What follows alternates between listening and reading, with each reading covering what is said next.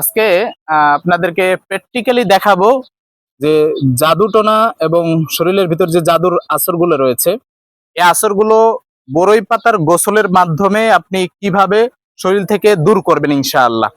তো আজকে আগে বরই পাতা কিভাবে সংরক্ষণ করতে হয় সেটা দেখেন, প্র্যাকটিক্যালি পুরো ভিডিওটা দেখবেন। আশা করি এটা আপনার আজীবনের জন্য কাজে লাগবে। যারা বারবার জাদুতে আক্রান্ত হন তারা এই নিয়ম ফলো করে বরই পাতার গোসলটা দিতে পারেন ইনশাআল্লাহ। প্রথমে আপনাকে বিসমিল্লাহ বলতে হবে। বিসমিল্লাহ বলে 7টা পরিষ্কার পাতা ছিঁড়তে হবে। বিসমিল্লাহ। 1, 2, 3, 4, 5, খুব কাটা, 6, 7।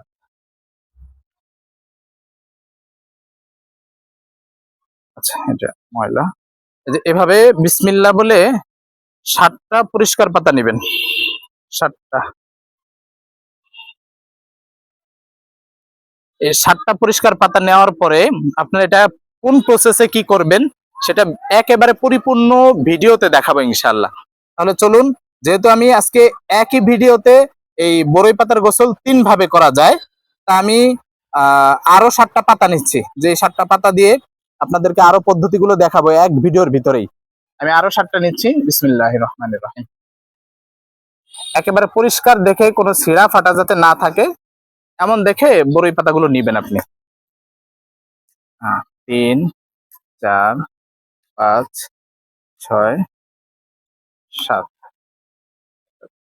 ছেঁড়াটা ফেলে দিই।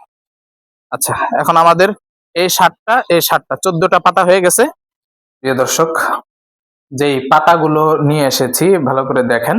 এই যে একবারে পরিষ্কার পাতা, যে পাতাগুলো একবারে পরিষ্কার পাতা, এগুলো এখন আপনার করণীয় হচ্ছে ধুইতে হবে পাতাগুলো। এখানে 14টা পাতা আছে। 14টা পাতাই পরিষ্কার করে আগে ধুয়ে নিব।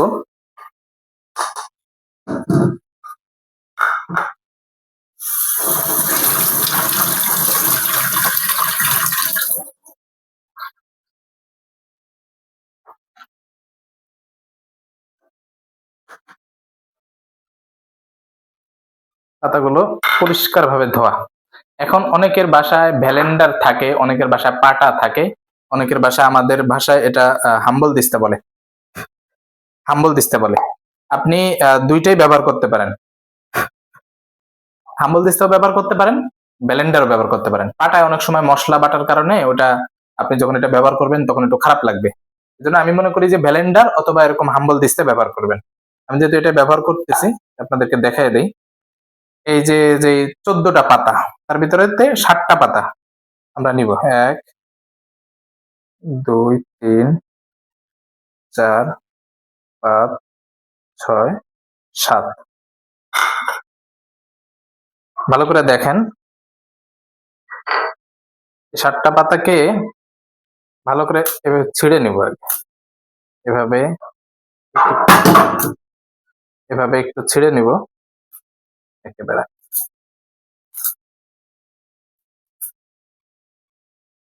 ছিঁড়ে নেওয়ার পরে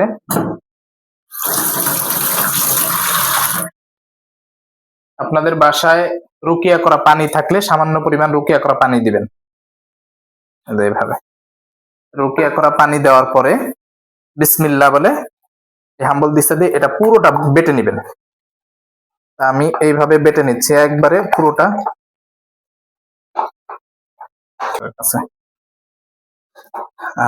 প্রায় হয়ে গেছে। এবার রুকিয়া করা পানি একটু মিশ্রণটা মিলিয়ে নিব। নেওয়ার পরে এরপরে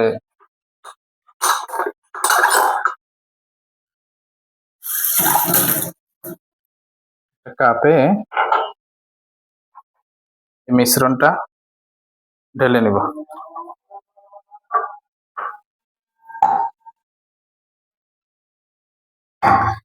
এবার এটা দিয়ে এখন আমরা করব গোসলের যে পানি তৈরি, সে পানিটা আমরা তৈরি করব।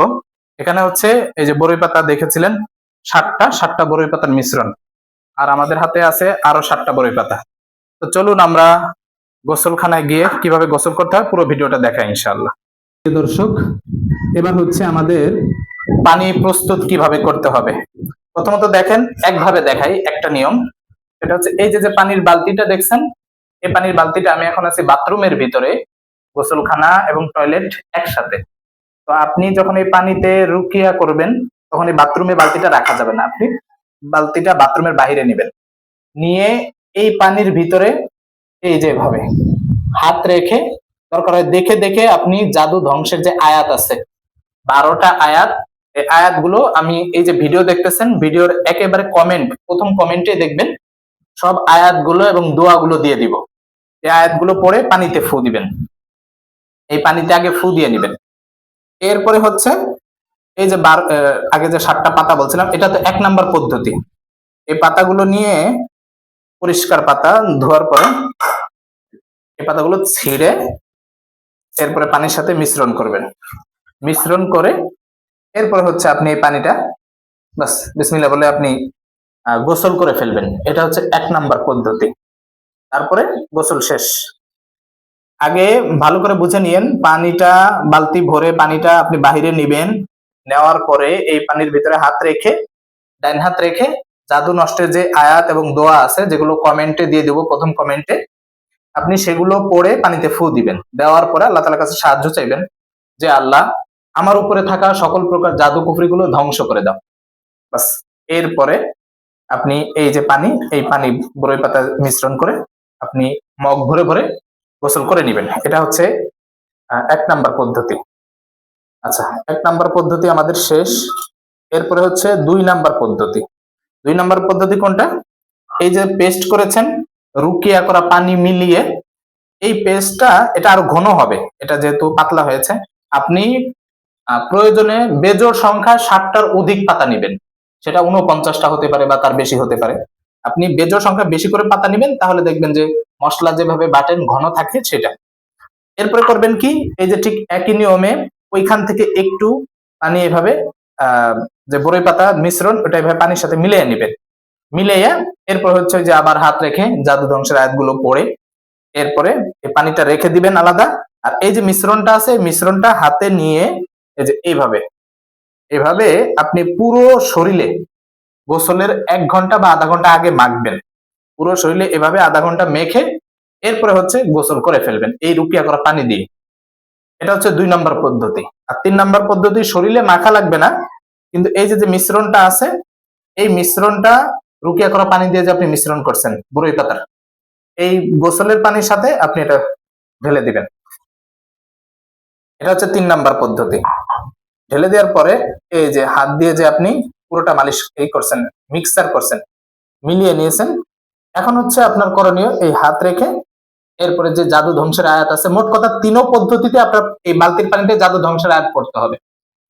আয়াত পরে যে এখন পানিটা প্রস্তুত হয়ে গেছে, আপনি এখানে বিসমিল্লাহ বলে 3 কুলি পানি খাবেন। এই যে এভাবে 3 কুলি পানি খেয়ে নেবেন, কারণ আপনি যে পানিতে গোসল করতে পারেন সেটা আপনি খেতেও পারবেন, এটাই স্বাভাবিক। 3 কুলি পানি খেয়ে নেবেন, পেটের ভিতরের জাদুগুলো ধ্বংস হবে। এরপর হচ্ছে মগ ভরে ভরে আপনি গোসল করে নেবেন। এই পদ্ধতিতে আপনার 3য় পদ্ধতি যেটা, এই পদ্ধতিতে গোসল করে নেবেন। এই যে যে 3টা পদ্ধতি আমরা দেখলাম, এই 3 পদ্ধতিতেই আপনি বরই পাতার গোসলটা কন্টিনিউ করতে পারেন। এভাবে কমপক্ষে 7 দিন। এরপরে যদি দেখেন যে তেমন পরিপূর্ণ সুস্থ হচ্ছে না, আরো সময় লাগবে, 21 দিন এভাবে আপনি চালিয়ে যান। আশা করা যায় ইনশাআল্লাহ আপনি দ্রুত সুস্থ হয়ে যাবেন এই বরই পাতার গোসলের মাধ্যমে।